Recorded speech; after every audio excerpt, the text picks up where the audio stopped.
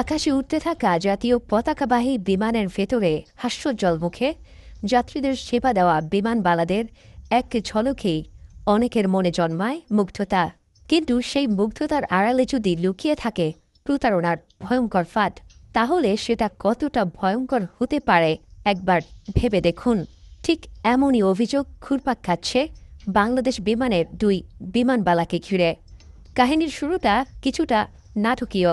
এক বেসরকারি এয়ারলাইন্সের প্রকৌশলী হঠাৎ করেই নিজেকে খুঁজে পান এক অদ্ভুত ফাঁদে। তার দাবি, বিমানের কেবিন ক্রু খাদিজা সুলতানা শিমুর সঙ্গে পরিচয় ছিল নিছক এক বন্ধুত্বের মতো। কিন্তু ধীরে ধীরে সেই সম্পর্ক মোড় নেয় ভালোবাসায়। ঠিক তখনই শিমু বিয়ের প্রতিশ্রুতি দিয়ে তার কাছ থেকে হাতিয়ে নিতে থাকেন টাকা, গহনা, দামি মোবাইল, এমনকি দামি দামি আসবাবপত্র। শুধু 1 মাস নয়, টানা কয়েক মাস ধরে লাখ লাখ টাকা শিমুর পেছনে উড়িয়েছেন এই প্রকৌশলী। কিন্তু যখনই বিয়ের কথা এলো, শিমু যেন প্রকৌশলীকে ফাঁকি দিয়ে বিমানের মতোই উড়াল দিলেন দূর আকাশের পথে। জি, এটা ছিল গত বছরের কাহিনী। তো আমাদের সোশ্যাল মিডিয়া ফেসবুকের থ্রুতে পরিচয় হয়েছিল। তো কনভারসেশন চলতে থাকলো। সে এক পর্যায়ে আমাকে মিট করতে বললো উত্তরার একটি রেস্টুরেন্টে। তো আমরা টাইম ম্যানেজ করে মিট করি। তো আমাদের মধ্যে কনভারসেশন হয়। তো সে এক পর্যায়ে আমাকে সামহাও ম্যানিপুলেট করে বলে যে একটা কমিটেড রিলেশনে যেতে পারি আমরা। তো তার কথায় আমি বিশ্বাস করে আশ্বস্ত হয়ে আমরা রিলেশনে যাই।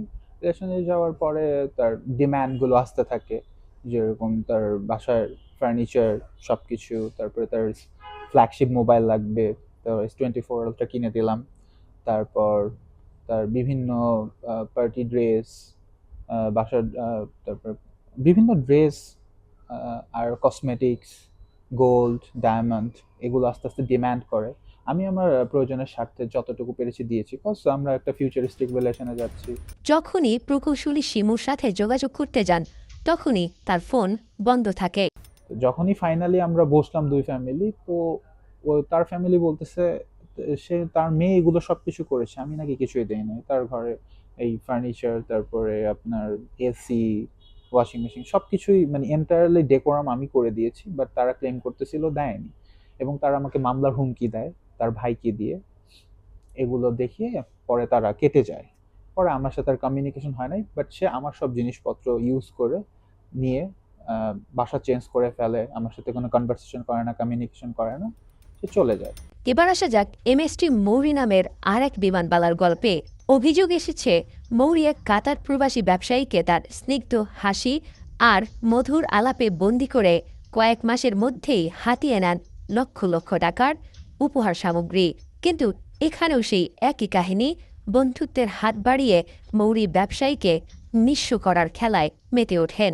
তাদের একটাই টার্গেট, ভালো ভালো প্রোফাইলের প্রবাসীদেরকে টার্গেট করে তারা অ্যাডভান্টেজ নেবে। সিরিয়াস রিলেশন বলে তারা এই অ্যাডভান্টেজ নিয়ে তারপরে বলবে আমার আসলে 2 মাসের বেশি কাউকে ভালো লাগে না, আমি অ্যাডজাস্ট করতে পারি না, আমার টেস্ট চেঞ্জ করতে হয়।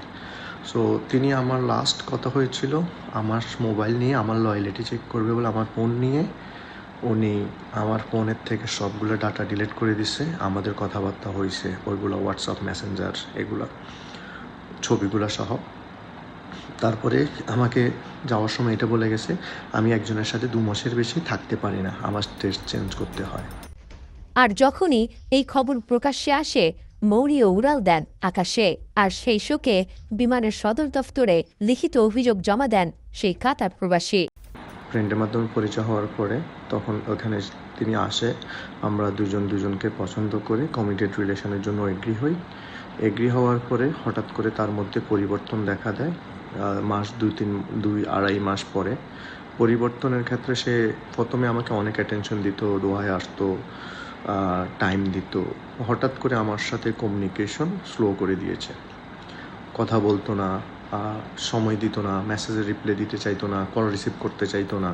তবে মৌরির সাথে কথা বললে তিনি মুখ খুলেন ভিন্ন সুরে। পরিচয়ের কথা স্বীকার করলেও অস্বীকার করেন দামি উপহার নেওয়ার অভিযোগ। মানে যখন আমাদের টার্মস ভালো ছিল তখন সে আমাকে জাস্ট একটা পারফিউম দিয়েছে, আর এমনি হয়তো বাহিরে খাওয়া দাওয়া করেছি দোহাতে, দ্যাটস ইট। বাংলাদেশ বিমানের মুখপাত্র অবশ্য একেবারে স্পষ্ট, তিনি জানিয়ে দিয়েছেন, লিখিত অভিযোগ হাতে এসেছে, প্রমাণ মিললেই কঠোর শাস্তি, চাকরিচ্যুতও হতে পারেন মৌরি। যে অভিযোগগুলো আমরা পেয়েছি বা মিডিয়াতে যেগুলো প্রকাশিত হয়েছে, এগুলো যদি প্রাথমিক তদন্তে মানে সত্যতা পাওয়া যায়, সেক্ষেত্রে তাদের বিরুদ্ধে বিভাগীয় ব্যবস্থা গ্রহণ করা হবে। পুরো ঘটনা যেন হানি ট্র্যাপের ভয়ঙ্কর নাটকের অংশ, যেখানে প্রেমের অভিনয়ে বোনা হয় মায়াজাল, তারপর হাতিয়ে নেওয়া হয় অর্থ আর দামি দামি উপহার।